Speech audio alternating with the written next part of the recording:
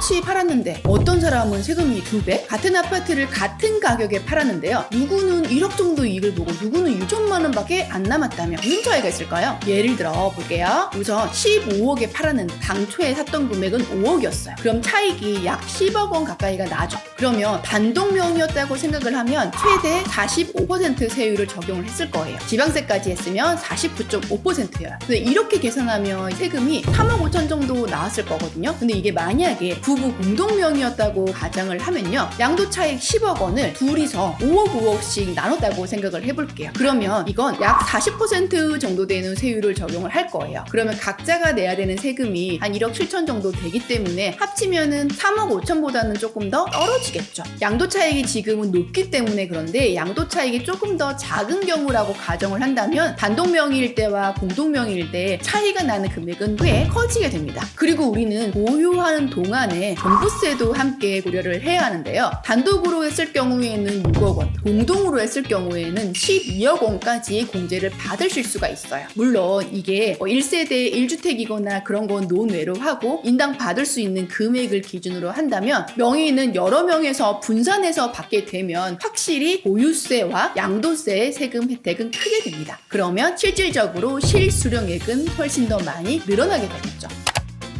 집 살 때 누구 명의로 하는 게 좋을까요? 명의에 따라서 세금이 달라집니다. 집을 등기를 할 때 누구 이름을 할까? 세금이 수천만 원을 왔다 갔다 할 수 있는 중요한 의사결정을 해야 되는 부분이에요. 예를 들어 볼게요. 내가 만약에 12억 원짜리 아파트를 부부가 공동으로 사게 되면 종부세 공제를 각각 6억 원씩 받게 돼서 12억 원까지 받을 수 있게 됩니다. 그러면 종부세에는 납부를 하지 않아도 되시겠죠. 근데 만약에 내가 단독 명의라고 가정을 한다면 그때는 혼자서 6억 원을 세금을 공제를 받아야 되죠. 근데 만약에 이게 1세대 1주택이라면 얘기가 달라지죠. 12억까지 공제가 가능하니까. 근데 이게 집이 여러 채일 경우에는 이런 상황들이 더 많아지기 때문에 누구 명의로 하느냐는 보유하고 있는 동안에 납부해야 하는 종부세, 그리고 나중에 처분해야 하는 양도소득세까지도 영향을 미치실 수 있습니다. 특히 양도할 때 만약에 4억 원 정도 이익이 났다라고 가정을 한다면 단독 명의로 하면 4억 원 전부가 한 사람의 소득으로 잡히게 되겠죠. 근데 이거를 공동명의로 한다면 2억 원씩 나눠지기 때문에 세율 구간도 낮아지고 세금도 줄어들게 돼요. 만약에 이럴 때 자녀 명의로까지 하게 되면 사실 처분을 하고 이걸 자녀한테 넘겨주게 되면 증여세도 나오게 되지만 살 때부터 함께 명의를 같이 고려를 하게 되면 세금으로서는 절감이 될 수 있어요. 물론 자녀가 함께 취득할 때 명의자로 들어오게 되면 그때는 취득 자금에 대해서 자금 출처까지도 고려를 하셔야 하기 때문에 증여세 문제가 있을 수 있기 때문에 그거는 다시 검토를 해보셔야 됩니다. 하지만 명의를 선택을 하는 것 자체가 부동산에서 세금 관련된 부분, 수익률과 관련된 부분까지 연관이 되기 때문에 굉장히 중요합니다. 임대소득이 2천만 원이면 세금을 낼까요? 연간 거둬들이는 주택임대소득이 2천만 원이다. 그러면 1주택자라면 세금을 내지 않습니다. 그런데 만약에 2주택 이상이라면 1원이라도 월세를 받게 되면 그 금액에 대해서 전액 과세 대상이 되는데요. 만약에 내가 서울에 아파트가 2개가 있다. 그리고 한 채에서는 월세 150만 원이 나오면 1년을 계산을 하면 약 1,800만 원 정도 세금이 나옵니다. 내가 만약에 1주택자였다면 세금을 안 내겠죠. 근데 내가 만약에 2주택자였으면 분리과세 14%를 할 수도 있고요. 그게 아니면 종합과세 합산 대상이 되게 됩니다. 이게 오피스텔 같은 경우에도 주거용이냐 상업용이냐에 따라 다른데 주거용이면 주택수에 포함이 되기 때문에 이렇게 얻은 임대소득도 종합과세를 하게 돼요. 그러면 내가 원래 근로소득이나 사업소득이 있는 상태에서 또 월세로 인해서 임대 수입이 추가로 생기게 되면 그때는 주택수에 내 원래 살던 집도 있고 오피스텔까지 합산되시고 부부가 또 합산이 되거든요. 그랬을 경우에는 안 내도 되는 임대 소득에 대한 세금까지도 부과를 하게 되는 거죠. 그럴 경우에는 역으로 계산하셔서 내가 원래 소득이 얼마가 있었고 세금까지 감안을 했을 때 월세를 얼마를 받을지, 월세가 아닌 반전세를 할지, 반전세가 아닌 전세로 할지 요거를 산정을 하시는 게 나중에 종합소득세 폭탄, 건강보험료 폭탄 막을 수 있는 방법이 됩니다.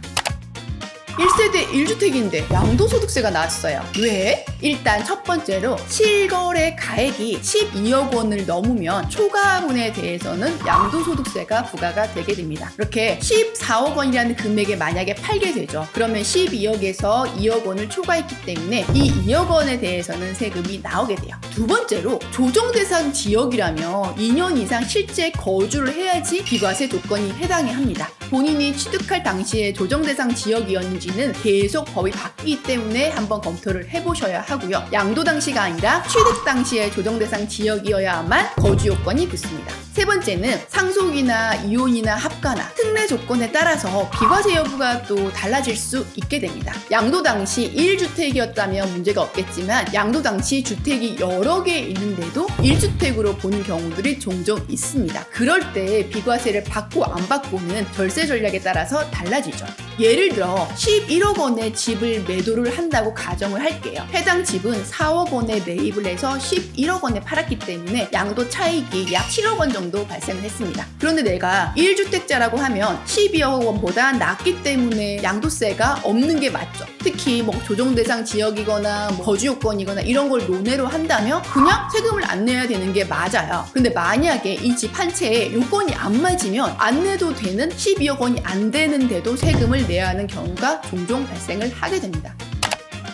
순서만 바꿨더니 세금이 5천만 원이 줄었어요. 집이 두 개가 있는 상황에서 어떤 순서로 먼저 팔지 고민이 되시는 분들 많으실 텐데요. 예를 하나 들어드릴게요. 우선 첫 번째 주택은 조정대상 지역이고요. 15억 원 정도의 매매를 할 예정입니다. 양도 차익은 약 3억 원 정도 날 예정이고요. 두 번째 집은 비조정대상 지역에 있는데 시가는 5억 원, 그리고 양도 차익은 약 1억 원에 해당을 하게 됩니다. 그러면 첫 번째 집을 팔지 두 번째 집을 팔지를 고민을 한번 해봐야 되는데, 첫 번째 집을 팔게 되면 첫 번째 집을 파는 시점에 두 번째 집을 갖고 있는 2주택자에 해당을 하게 되죠. 그럼 다주택자이니까 기본세율을 적용을 하게 됩니다. 근데 만약에 첫 번째 집을 팔지 않고 두 번째 집을 판다고 볼게요. 두 번째 집은 우선 차익이 1억 원 정도이기 때문에 이때 나오는 세금은 약 2천만 원 정도 될 거예요. 두 번째 집을 팔고 나면 남아있는 건 첫 번째 집밖에 없죠. 그래서 첫 번째 집을 팔 때는 1세대 1주택으로 비과세로 팔 수가 있게 되는 거예요. 근데 이게 순서만 바꿨는데 두 번째 집을 먼저 팔게 되면 첫 번째 집이 차익이 높기 때문에 이때 세제 혜택을 많이 받는데, 첫 번째 집이 금액도 크고 장소가 좋다 보니까 아마 더 잘 팔릴 확률이 있을 거예요. 그렇다고 첫 번째 집을 팔아버리면 부담하게 되는 세금이 늘어나서 두 집을 다 처분을 하고 났을 때 실질적인 수익을 계산을 하면 차익이 많이 나는 집을 나중에 파는 게 세금적으로는 효과가 있어요. 그리고 팁은 이 집 두 개를 같은 해에 팔게 되면 세금을 많이 내니까 다른 해에 팔게 되면 훨씬 더 세금을 줄일 수 있게 됩니다.